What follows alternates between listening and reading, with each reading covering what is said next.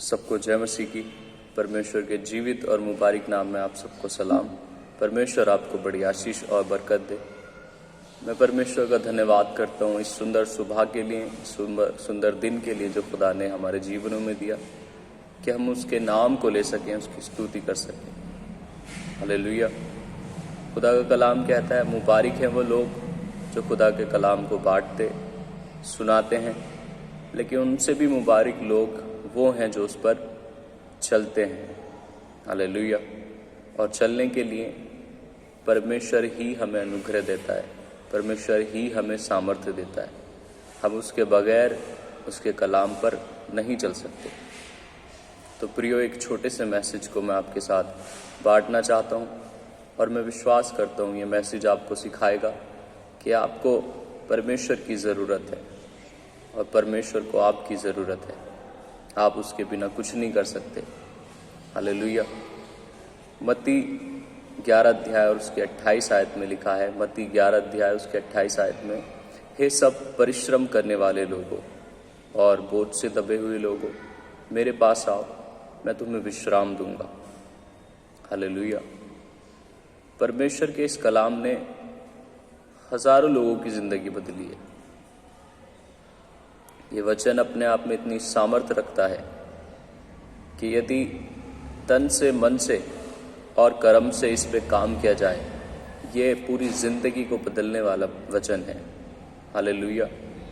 आज लोग बाग अपनी फिक्रों में, अपनी चिंताओं में, अपनी जिम्मेदारियों में खुद उलझ करके रह गए हैं और वो चाहते हैं उसमें से निकलना, उनको उठाना, उनको अच्छे से निभाना उन जिम्मेदारियों को, लेकिन नहीं निभा पाते।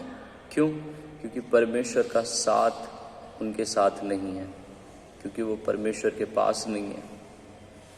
आपको ज़रूरत है परमेश्वर के करीब आने की, अपनी फिक्रें, अपनी चिंताएं, अपने काम, सब कुछ उसके हाथ में सौंपने की। आप अपनी ज़िंदगी की जिम्मेदारियों से, फिक्रों से भागे ना, उनको उठाएं। लेकिन अगर आप उनको उठाना चाहते हैं और उन पर खरे उतरना चाहते हैं, उन जिम्मेदारियों पर, तो आपको परमेश्वर के नज़दीक आने की ज़रूरत है, उसके पास बैठने की ज़रूरत है, क्योंकि परमेश्वर ही हमें सामर्थ्य देता है। हम उसके बिना अपनी जिम्मेदारियों को भी नहीं उठा सकते। उसका वचन साफ कह रहा है, परिश्रम करने वाले लोगों, बोझ से दबे हुए लोगों, मेरे पास आओ, मैं तुम्हें विश्राम दूंगा। हालेलुया। परमेश्वर के नज़दीक जाएं, अपनी सारी चिंताओं को लेकर के, अपने सारे बोझ को लेकर के। किसी भी प्रकार का बोझ अपने जीवन में अगर आप महसूस करते हैं कि इस तनाव से, इस बीमारी से, इस पाप से, इस बंधन से मैं जूझ रहा हूँ, एकमात्र सिर्फ परमेश्वर उसका समाधान है।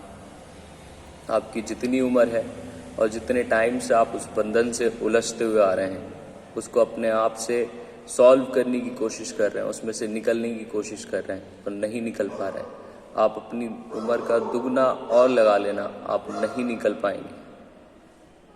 लेकिन अगर आप परमेश्वर के हाथों में अपने आप को सौंपेंगे तो परमेश्वर आपको उस बंधन से, उस बोझ से आज़ाद करेगा और आपके मन में विश्राम देगा।